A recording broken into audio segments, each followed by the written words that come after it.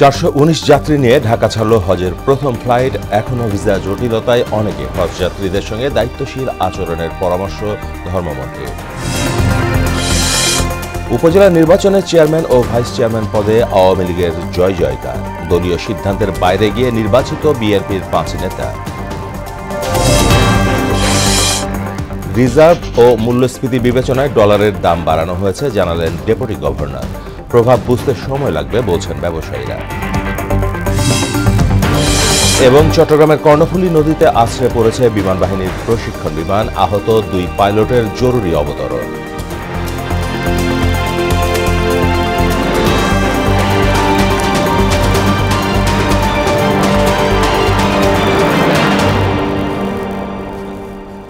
আসসালামু আলাইকুম, সবাইকে মোহনা সংবাদে স্বাগত। শুনছিলেন শিরোনাম, সঙ্গে আছি মাহমুদ হোসেন। এবার বিস্তারিত। 419 যাত্রী নিয়ে ঢাকা ছাড়ল হজের প্রথম ফ্লাইট। সকাল 7টা 20 মিনিটে বিমান বাংলাদেশ এয়ারলাইন্সের ফ্লাইটটি ঢাকা ছাড়ে।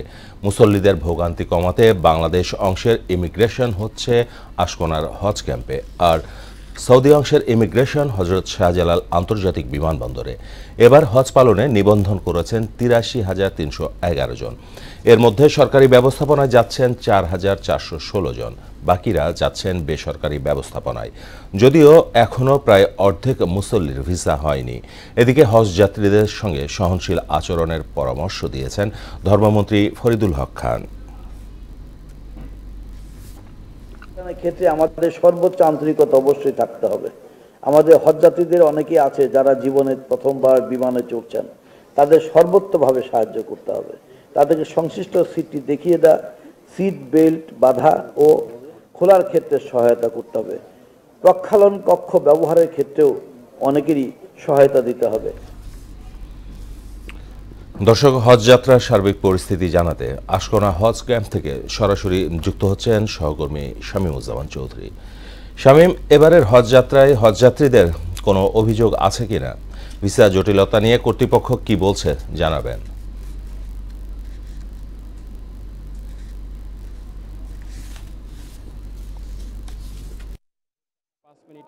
ছেড়ে গেছে এবং সেখানে বাংলাদেশ সরকারের পক্ষ থেকে ধর্ম প্রতিমন্ত্রী ফরিদুল হক খান তিনি কিন্তু হজ যাত্রীদের সঙ্গে কুশল বিনিময় করেছেন এবং এরপরে আজকে প্রথম দিনে কিন্তু 7টি ফ্লাইট পরিচালনা করার কথা রয়েছে এবং এখন পর্যন্ত 2টি ফ্লাইট ছেড়ে গেছে।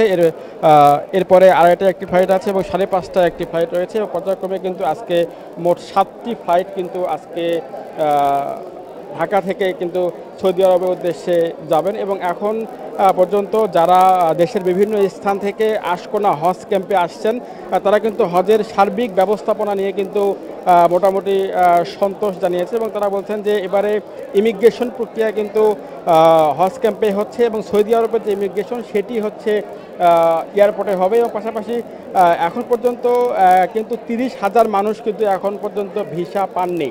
ধর্ম প্রতিমন্ত্রী বলেছেন যে ভিসা প্রক্রিয়া সম্পূর্ণ অনলাইন হওয়ার কারণে কিন্তু এবারে ভিসা প্রক্রিয়া পেতে তেমন কোনো ভোগান্তি হচ্ছে না, কিন্তু বাকি যারা ভিসা পাননি তিনি আশ্বাস দিয়েছেন যে 2-1 দিনের মধ্যেই এই জটিলতাটা কেটে যাবে এবং পাশাপাশি তিনি সবাইকে যারা হজ সংশ্লিষ্ট আছেন সবাইকে কিন্তু সর্বাত্মক সহযোগিতা করার কথা বলেছেন। আমি বেশ কয়েকজন হজযাত্রীর সঙ্গে কথা বলেছি, তারা কিন্তু হজ ব্যবস্থাপনা নিয়ে সবাই মোটামুটি সন্তোষ প্রকাশ করেছেন। এখন মূলত দেশের বিভিন্ন স্থান থেকে কিন্তু লাগেজ সহ কিন্তু হজযাত্রীরা এই আশকোনা হজ ক্যাম্পে আসছেন। যাদের আজকে বিকালে, রাতে এবং কালকে সকালে ভোরে ফ্লাইট রয়েছে তারা কিন্তু এখন আজকে হজ ক্যাম্পে অবস্থান নেবেন। আমি কয়েকজন হজ যাত্রীর সঙ্গে কথা বলার চেষ্টা করব। আমাকে একটু বলবেন যে আসলে হজ ব্যবস্থাপনা, সার্বিক ব্যবস্থাপনা নিয়ে আসলে কেমন দেখছেন এবারে আশকোনা হজ ক্যাম্পে? আলহামদুলিল্লাহ, সুম্মা আলহামদুলিল্লাহ, খুবই ভালো। দেশবাসীর কাছে দোয়া চাই যেন আমরা সুস্থ শরীরে যেভাবে যাচ্ছি সেভাবে আবার যেন ফিরে আসতে পারি। আর সবচেয়ে সৌভাগ্যের ব্যাপার, আমি আমার মাকে সাথে নিয়ে যাচ্ছি, এটা আমার চরম সৌভাগ্যের ব্যাপার। সবার কাছে দোয়া চাই যেন আমরা সঠিক মতো আল্লাহর বিধিবিধান অনুযায়ী আমরা কাজ করে ফিরে আসতে পারি। মাহমুদ, যেমনটি শুনছিলেন যে এখন যারা মূলত আসছেন অনেকেই পরিবার নিয়ে যাচ্ছেন, স্ত্রী নিয়ে যাচ্ছেন, মাকে নিয়ে যাচ্ছেন, অনেকে বাবাকে নিয়ে যাচ্ছেন।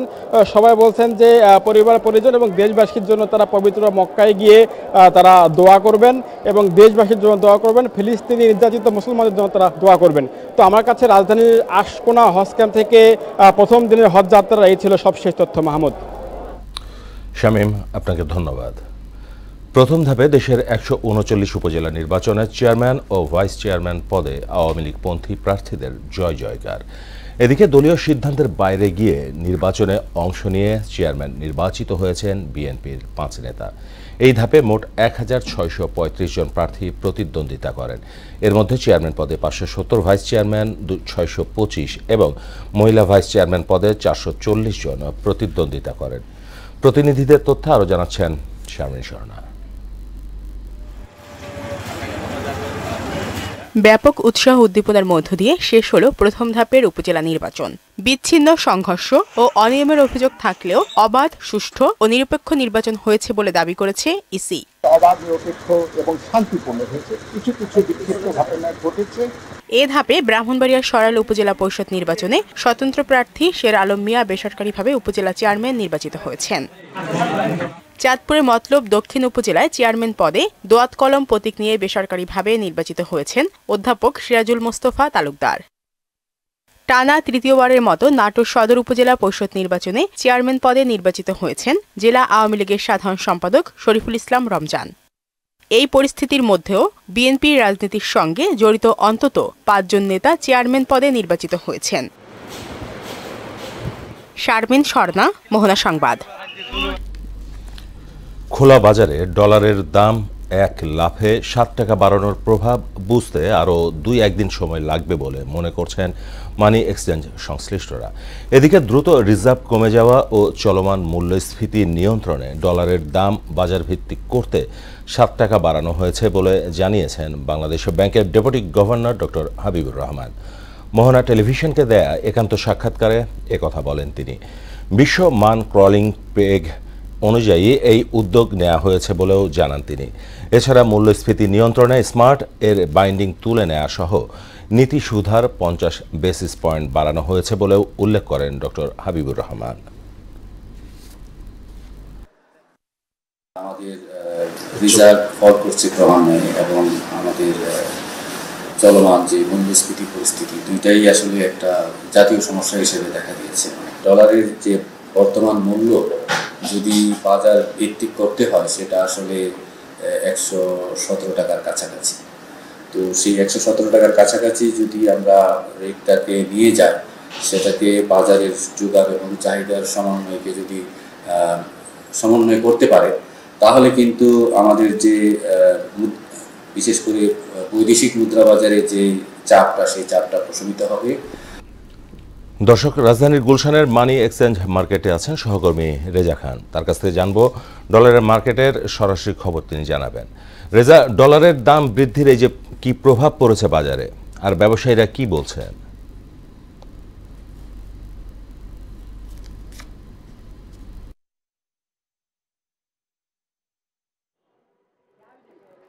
আমরা আছি এখন গুলশানে খোলা বাজারে আছি। ডলারের খোলা বাজার থেকে আমরা সবশেষ আপডেট আপনাদেরকে তুলে ধরছি। আপনারা জানেন গতকাল বাংলাদেশ ব্যাংকে এক ব্রিফিংয়ের মাধ্যমে জানিয়েছে যে 7 টাকা বাড়ানো হয়েছে 1 লাফে ডলারের দাম। এটি কিন্তু ব্যবসায়ীদের মধ্যে প্রভাব পড়েছে। তারা বলছেন যে তাদের ব্যবসার দীর্ঘ জীবনে একবারে 1 লাফে 7 টাকা বৃদ্ধি তারা কখনো দেখেনি। তবে এটি কিন্তু মূল্যস্ফীতি, চলমান মূল্যস্ফীতি নিয়ন্ত্রণ এবং ডলারের সরবরাহ স্বাভাবিক রাখার জন্যই এটি করা হয়েছে বলে দাবি করছে বাংলাদেশ ব্যাংক। তবে মানি এক্সচেঞ্জ হাউসগুলোতে আমরা সকাল থেকে ঘুরে দেখেছি, এখনও কিন্তু ফরেন ডিলার্স অ্যাসোসিয়েশন যেটা রয়েছে মানি এক্সচেঞ্জের বাফেদা, তারা কিন্তু প্রতিদিন নতুন রেটটা আপডেট করেন, কিন্তু আজকে এখনো পর্যন্ত কিন্তু সেই রেট দেয়া হয়নি বাফেদা থেকে।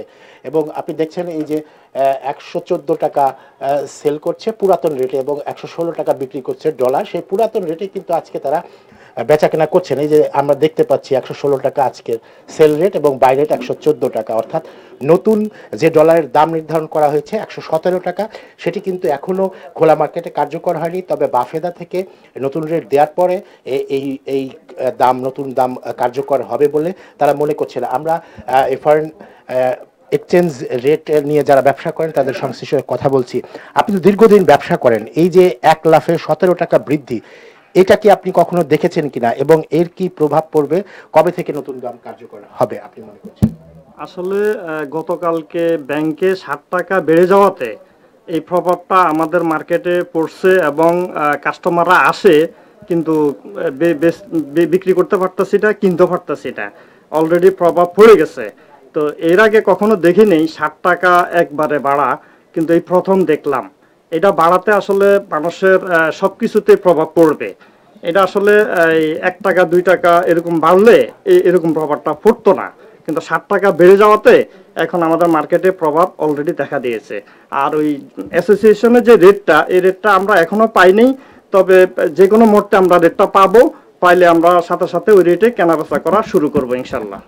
তো আপনি যেটি উনি বলছেন, আপনি শুনছিলেন যে এই ডলার মূল্য বৃদ্ধির প্রভাব কিন্তু সমাজের সকল স্তরেই পড়বে।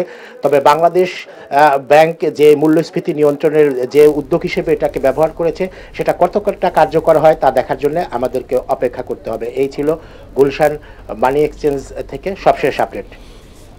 রেজা, আপনাকে ধন্যবাদ। চট্টগ্রামের কর্ণফুলী নদীতে বিমান বাহিনীর একটি প্রশিক্ষণ বিমান বিধ্বস্ত হয়েছে। সকাল 10:30টার দিকে চট্টগ্রাম বন্দরের পতেঙ্গা কন্টেইনার টার্মিনাল এলাকায় এ ঘটনা ঘটে।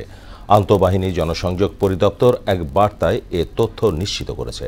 আইএসপিআর জানায়, বাংলাদেশ বিমান বাহিনীর একটি ইয়াক 130 প্রশিক্ষণ যুদ্ধবিমান উড্ডয়নের কিছুক্ষণ পরে যান্ত্রিক ত্রুটি দেখা দেয়।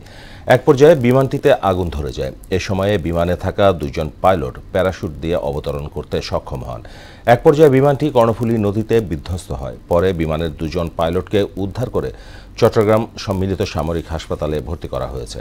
একজন সামান্য আহত হয়েছেন, আর একজন সুস্থ রয়েছেন। বিমানটি উদ্ধারে কাজ চলছে। দর্শক, চট্টগ্রামের কর্ণফুলী নদীর ঘাটে বিমান বিধ্বস্তের ঘটনায় সরাসরি জানাতে এবারে যুক্ত হচ্ছেন সহকর্মী সুমন কুমার দে।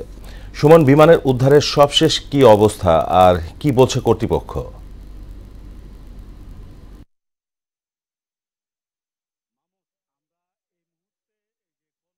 নদীর মোহনায় রয়েছি, যে কর্ণফুলী নদীর মোহনার এই নদীতে কিন্তু এই বিমান বাহিনীর যুদ্ধ বিমানটি এই বিধ্বস্ত হয়েছে।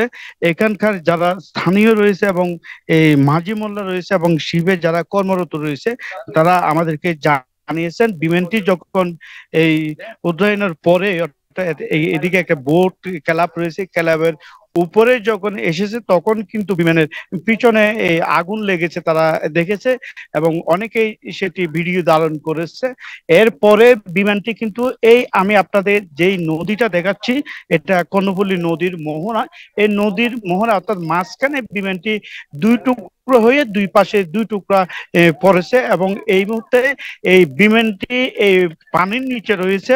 আসলে এখানকার যারা বিমান বাহিনীর সদস্য রয়েছে এবং এই ফায়ার সার্ভিস রয়েছে, কোস্টগার্ড রয়েছে, তারা কেউ নির্দিষ্ট করে এখনো বলতে পারেনি যে বিমানটি ঠিক কোন জায়গায় রয়েছে। তবে তারা উদ্ধারকারী যারা রয়েছে এবং ডুবুরি দল রয়েছে, তারা আসছেন, তারা বিমানটি কোন জায়গায় আছে তারা সেটি এখন নির্ধারণ করছেন, তারা দেখছেন কোন জায়গায় আছে। এটি উদ্ধার করার কাজ এখনো কিন্তু শুরু হয়নি, যেহেতু সকাল 10:30টায় বিমানটি এই দুর্ঘটনা ঘটে। এখন পর্যন্ত আমরা এই বিমান বাহিনীর বা এখানকার যারা রয়েছে কর্মকর্তা, কারোর সাথে কথা বলা কিন্তু আমাদের সম্ভব হয়নি। তারা এখন পর্যন্ত গণমাধ্যমে কিছু বলেনি। তবে আমরা যতটুকু দেখছি, তারা উদ্ধারকারী যারা রয়েছে, যেমন বাংলাদেশ বিমান বাহিনী, কোস্টগার্ড, ফায়ার সার্ভিস এবং পুলিশ রয়েছে। তারা এই বিমানটি কোন জায়গায় রয়েছে, যেহেতু পানির নিচে এটা দেখা যাচ্ছে না, সেখানে তারা নির্ধারণের কাজ করছেন। এরপরে তারা উদ্ধার কাজ শুরু করবেন। এবং ফায়ার সার্ভিসের সাথে কথা বলেছি, তারা জানিয়েছেন এই যেহেতু এই বিমানটি কোন জায়গায় রয়েছে সেটি যদি তারা জানতে পারেন তবে তারা কিন্তু উদ্ধার কাজ শুরু করবেন। তিনি আমাদেরকে জানিয়েছেন হয়তো ঘন্টা 2 ঘন্টার মধ্যে কিন্তু তারা বিমানটি উদ্ধার করতে সক্ষম হবেন, যেহেতু এখনো কাজ শুরু করতে পারেনি সেই জন্য। তো এই ছিল কর্ণফুলীর মোহনা থেকে আমার কাছে এখন পর্যন্ত সর্বশেষ। পরবর্তী বিমানটি উদ্ধারের সর্বশেষ আপনার মাধ্যমে দর্শকদের জানিয়ে দেওয়া হবে। সুমন, আপনাকে ধন্যবাদ। 25 বছর আগে খুন হওয়া চিত্রনায়ক সোহেল চৌধুরী হত্যা মামলার রায় আজ। ঢাকার দ্রুত বিচার ট্রাইব্যুনাল 2 এর বিচারক অরুণা চক্রবর্তী এই রায় ঘোষণা করবেন। গত 29 এপ্রিল ট্রাইব্যুনাল রাষ্ট্রপক্ষ ও আসামি পক্ষের যুক্তিতর্ক উপস্থাপন শেষে রায়ের জন্য আজকের দিন ধার্য করেন। গত 11 ফেব্রুয়ারি মামলাটিতে আত্মপক্ষ শুনানি শেষ হয়। এর আগে কোনো সাক্ষী সাক্ষ্য দিতে আদালতে না আসায় গত 28 জানুয়ারি সাক্ষ্য গ্রহণ সমাপ্ত ঘোষণা করেন আদালত।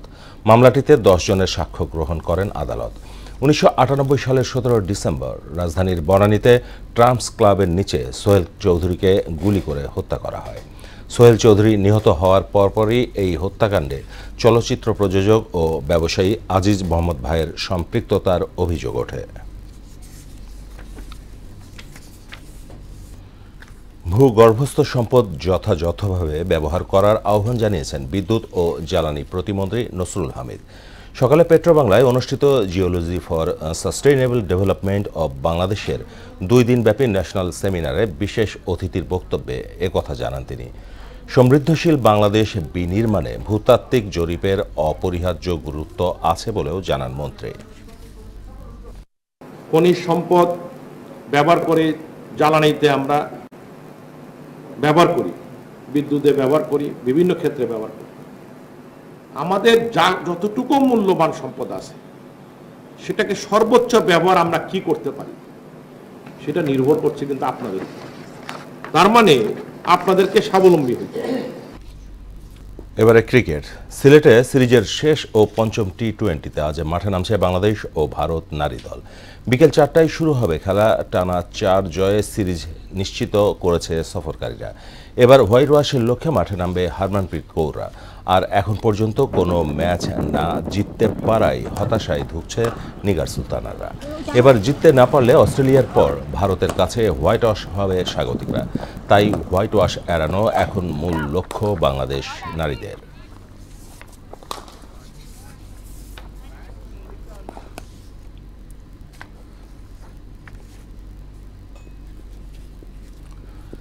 শেষ করব মোহনা সংবাদ যাবার আগে শিরোনামগুলো আরও একবার।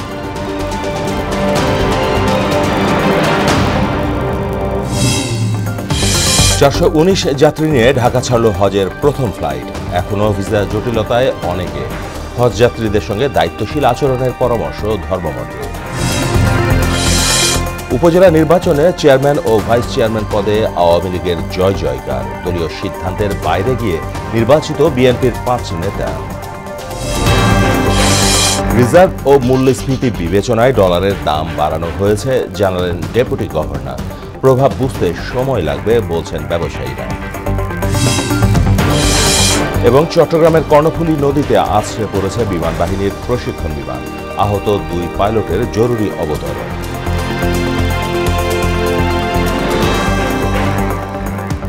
এই ছিল মোহনা সংবাদে। পরবর্তী সংবাদ বিকেল 5:30টায়। এছাড়া মোহনার সবশেষ খবর জানতে ভিজিট করুন www.mohana.tv। সংবাদ দেখতে পারেন ফেসবুক ও ইউটিউবে। এতক্ষণ সঙ্গে থাকার জন্য সবাইকে ধন্যবাদ।